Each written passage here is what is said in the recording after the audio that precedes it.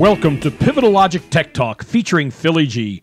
Tech Talk offers great technology insights and experts to keep IT simple for your business. Hello, everybody. It's me, Philly G. Bold, courageous, and battle ready. Thanks for joining today. I'm the CIO of Pivotal Logic. My job is to use my 20-plus years of technology and business experience and help customers design, build, and implement their technology plans. Boy, what a world we're living in now, huh? What a 2-week period here.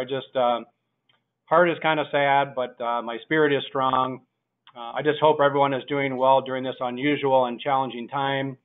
Our thoughts and prayers are with the Floyd family and friends, and just pray for unity and everyone working together in our nation, and we are hopeful. So today I'm super excited because not only have one guest, we have two guests. What happened? So we also have a special guest, Jim Nash, our information security evangelist from FR Secure, local Minneapolis security firm. And we also have Ryan Cloutier, who's principal security consulting from Security Studio, joining the show a bit later. So we're excited to have them aboard.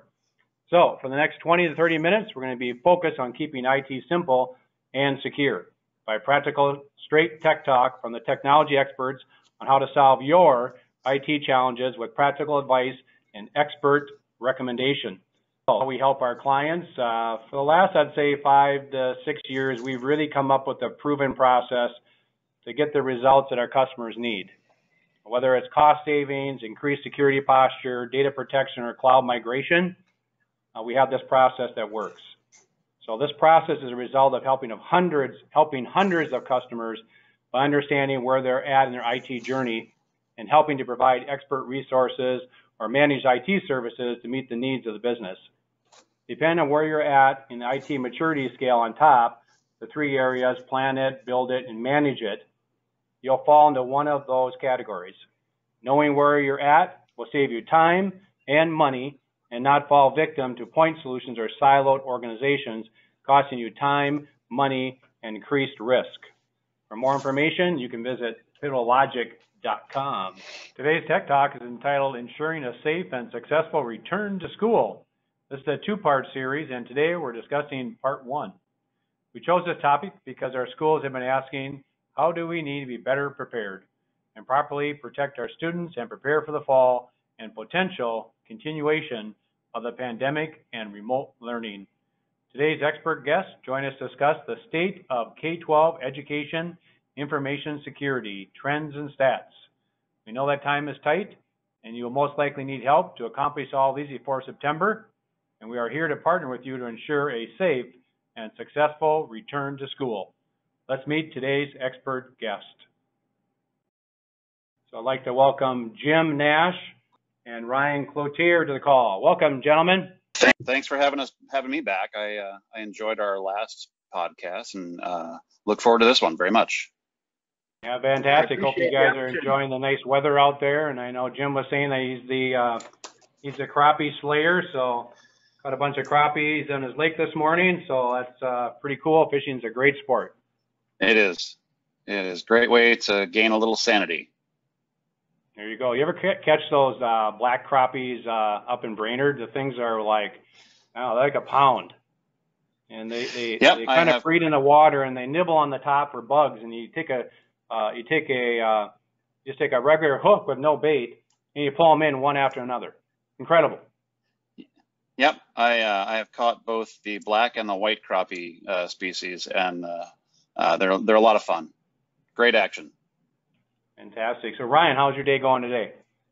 Really well. Just excited to be here with you guys and talk about this. It's a passion that I have to help K-12, so I really appreciate having a chance to talk with you about what we can do together to really help them get prepared to recover from school and prepare for what next year brings. Fantastic. Thank you for joining. I appreciate it. So you can tell us a little bit about yourself, Ryan, a little bit about your company would be great. Yeah, absolutely. So Ryan Cloutier, I am the slightly gray-haired gentleman you see in the photo. That means I've been doing this a long time, over 15 years. Primarily, I started out working in the private sector, had a bunch of different job roles. And one day I realized that K-12 wasn't really being taken care of. And I couldn't find somebody that looked like a security professional dedicated full-time to K-12. And that was the day I decided to make that my primary focus. And so for the last 3 going on 4 years now, my focus has been all on K-12 and state local government. Just really excited to help those organizations kind of grow into their cybersecurity. And frankly, it's the hardest work you can do. So I'm never bored. But what we do here at Security Studio is we provide a risk assessment software platform.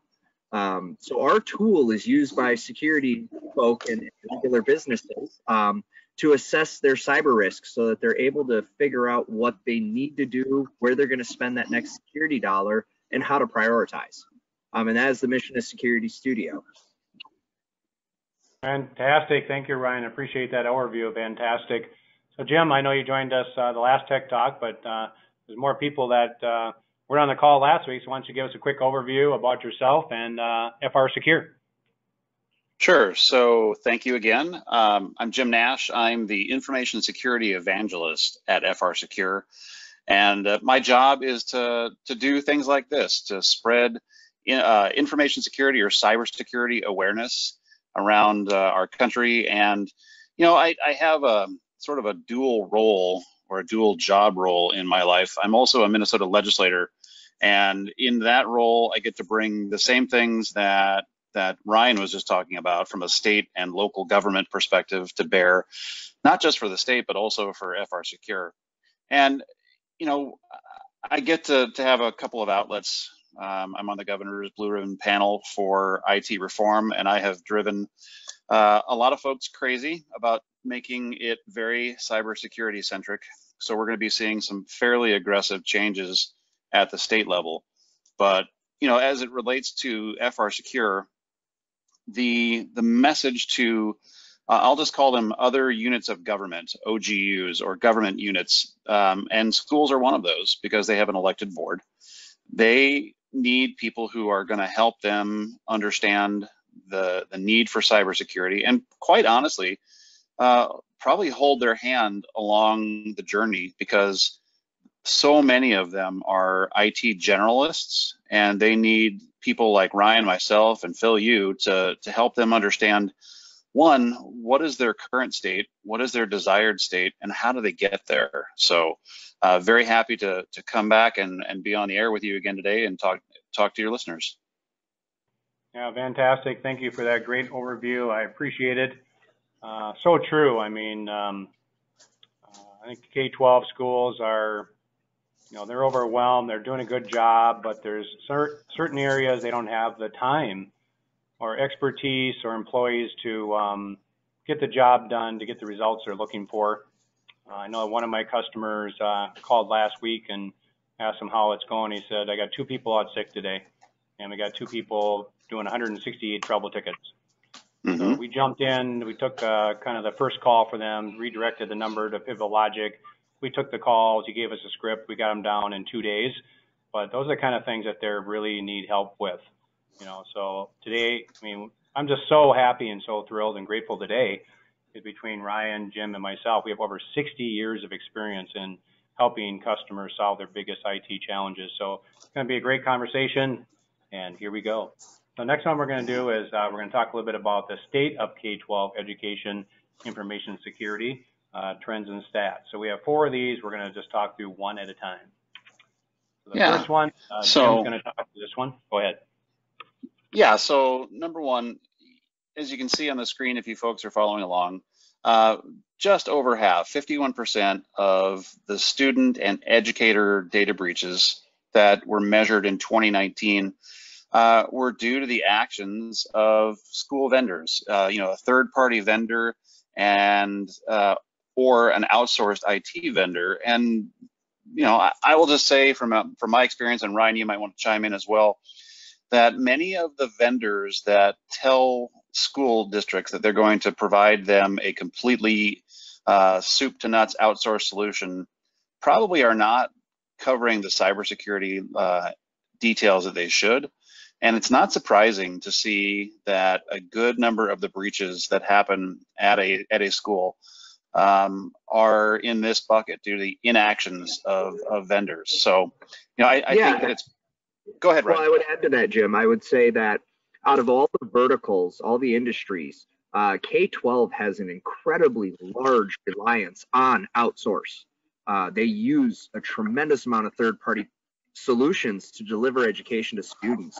And so that is a big problem area for them, because you're absolutely right. The cybersecurity protections of those solutions a lot of times are not adequate, or maybe they don't know to ask the right questions during the contract negotiation phase. And so they're left with a very high risk exposure, but not necessarily an awareness that it exists. Absolutely. And I think that they're also left with expensive solutions that are heavy on jargon and promises that are difficult to measure whether they've been kept or not. And that's the thing I like about the approach that we take, is everything is spelled out. Everything has a pathway to move to a greater level of security. And you've got a team of people that will look you in the eye and walk you through what it is that you need to do to make an improvement, not just say, well, we're going to take care of this for you, and they pat you on the head like you're a kid at the Thanksgiving kid table. That's not how this is supposed to happen. That's not how this is supposed to work. So I think that this is something that for the K-12 folks that are going to listen to this, they really need to understand that they are likely seeing a great amount of exposure from these third-party relationships. Yeah, that's a good point. I think if you kind of look at it, I've worked with a lot of customers, and they've come to me and they have these point solutions, and they have like 3 different vendors to do one job. And it's kind of like a Band-Aid on there, to your point, Jim, that they're trying to manage all these vendors. They don't have adequate testing or performance, so really need to take a closer look at that and figure out which vendors they want to use. And one last thing I would add to that, Philly, is that a lot of times they are under the impression they have transferred their risk by using the vendor, and aren't fully aware that they still have the same, and in some cases more risk, by using that outside vendor. So I think that's such an important part, is to really know what the risks of those vendors are, so that you can take the right steps and actions to protect your students and staff from cyber criminals. Yeah, good point. Yeah. The next one is the top 10. I think, Ryan, you maybe cover this one. Yeah, so consistently, year over year, education has been in the top 10. And actually, if you get very granular, this year, they are in the top 2. The reason for this is that education is a very complex environment. And to the point we just made on number 1, has a lot of third party, a lot of different vendors in play and integration points. And they don't have, a lot of times, the necessary specialized talent on staff full time to be able to help them safely mitigate and navigate their risk. And so because they have such a large risk exposure due to that lack of qualified specialized talent, or just volume. Maybe they've got the greatest talent in the world, but there's a volume issue. You've got 4 people responsible for 10,000 students and 800 employees. This is why they're consistently in the top 10. Yeah, I think it's worth mentioning that the reason that they're in the top 10 is not just because of the fact that they're dealing with students who may be mischievous. I mean, many people say, oh, well, students like to do dumb things and they like to hack. No, they're in this situation in large part because they themselves are not educated on what cybersecurity actually is. Right, Ryan? I mean, I think that if you sit down and you talk with a K-12, they themselves are there to educate kids. But when you try to have a conversation with them about what does the world of cybersecurity look like, because I think human nature tends to deflect, they don't know what they don't know. And that is something that we have to get fixed, so that when people who make informed decisions or are taking an informed decision to, say, a school board to get additional funding or new tools, that they can convey the information on this slide and say, hey, high number of breaches come by a third-party vendor. We're always in the top 10. and as Ryan said, in the top 2, because we have a great deal of valuable information that people want to steal, right? So it's not just students, but it's also staff. And the conversation has to focus around the fact that the school district is responsible to protect the data that they have been entrusted with. And they're doing an okay to maybe less than adequate job. Well, and in a lot of cases, they're not even sure what adequate looks like. To the very point you made, it is a lack of awareness of the specialty of this, right? So I would say most tech directors know cybersecurity is a thing, and that is the extent of the depth of knowledge, right? They don't necessarily know what are the right decisions, the right products, the right solutions. How do I prioritize my risk? You know, these things that you really only gain through experience. To know, those of us that have been doing this, as Philly pointed out, 60 combined years of experience here. So I can look at something and know whether to prioritize it above or below something else. But if you haven't been doing this for 10 plus years, you're probably going to struggle to know which one of the 3 highs are most important. And so I go back to that partner aspect. Yeah, and you're also likely to listen to that third-party vendor that quite honestly just wants to sell you something. So they'll come in and say, oh, you have to have a new firewall. And you could tell them that you just bought a new firewall, and they may cast shade on that firewall that you just bought and say, well, if you do this one thing, the world's your oyster. It's going to be so much better. And as we at FR Secure and Security Studio preach, it's way more comprehensive than that. There's a lot of moving parts. And you can't just say, oh, if we do this one thing, our problems are solved. It is a continuous progressional state of maturity that people have to take. And this is a huge vertical that needs to be addressed. So again, super pleased that we're talking about this today. Those are all really good points. And bullet point number 3 kind of talks to that 25% of K-12 schools have a full-time staff member dedicated to network security, and rural schools only 8%.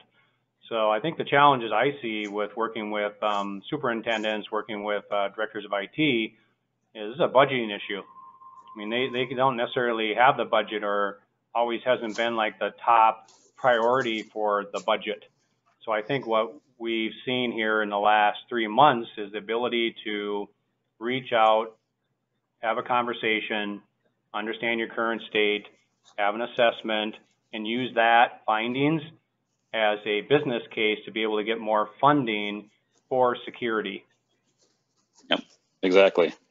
Yeah, and I would just add on to that also to prioritize, because as we know, in working in the K-12 space, a lot of districts, 25% of these districts actually represent some of the mega districts, large districts that do have that funding.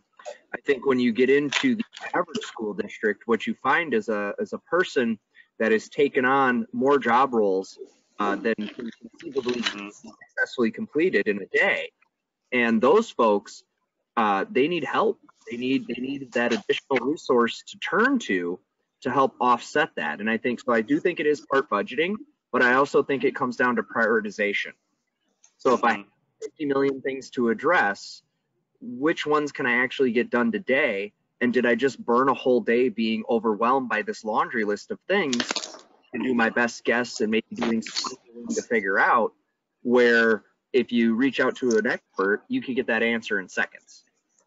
Yeah, that's a good point, Ryan. I think it'd be interesting to see, a lot of the time we work with helping them strategize or build their tech plan.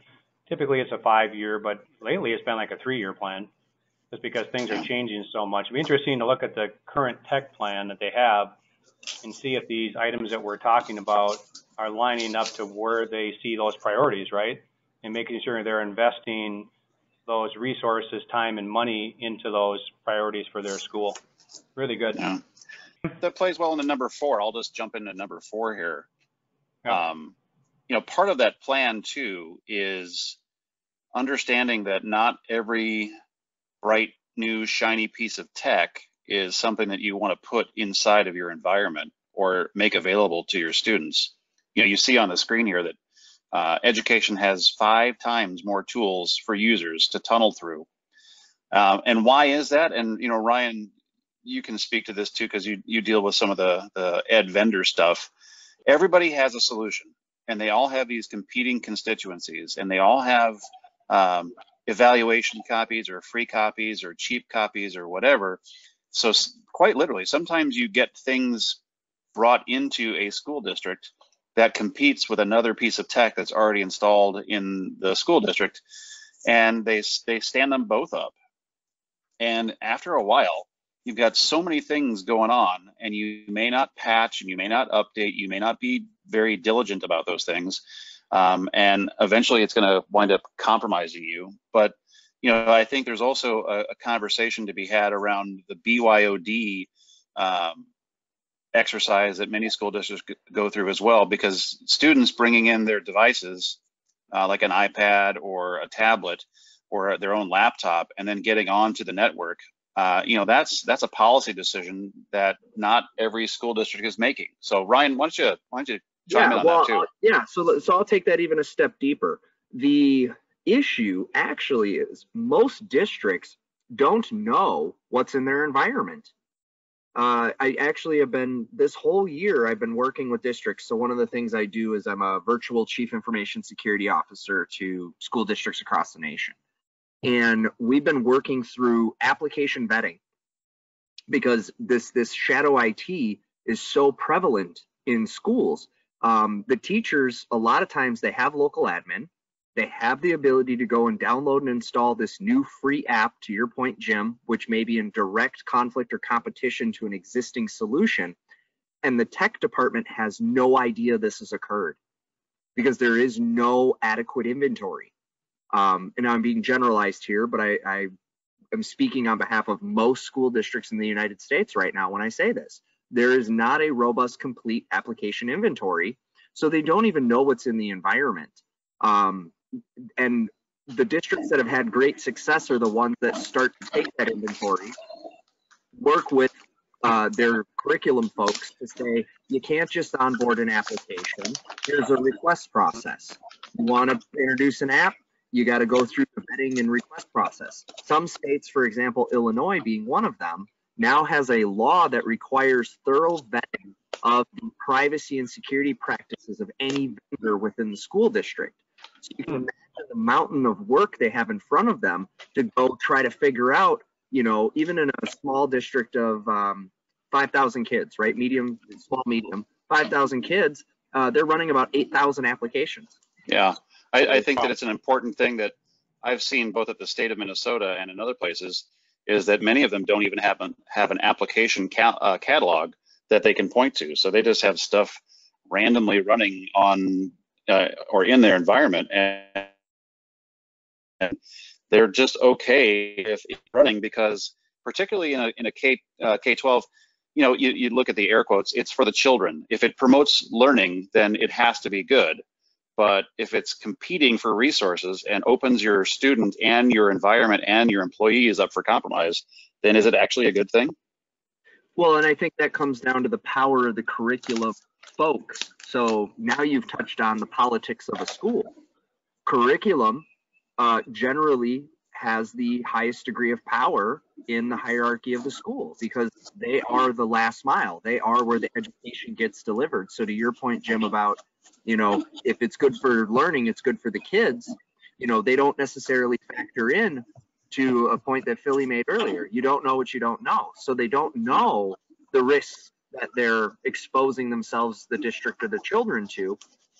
And if they did know those risks, they'd be less likely to do that. But I've also run into a lot of disconnect between the IT department and the curriculum. And that's why I encourage anyone that's working in school IT, build a collective, go make friends with everybody in other departments and start having very large conversations with them. Let them know that they have a role to play, that they are partially responsible, because it floors me daily still to find out how many teachers just didn't know. And the minute that they learn this, they go, oh my gosh, I didn't know I was doing that. I don't want to be doing that. Please help me. That's really interesting. I think one thing we've seen through kind of the consulting engagements too is that once we begin to understand user expectations and work with surveys and calling people and interviewing them, all this stuff comes out that, oh, I didn't realize we have that, or I didn't realize we don't have that. We don't have content filtering.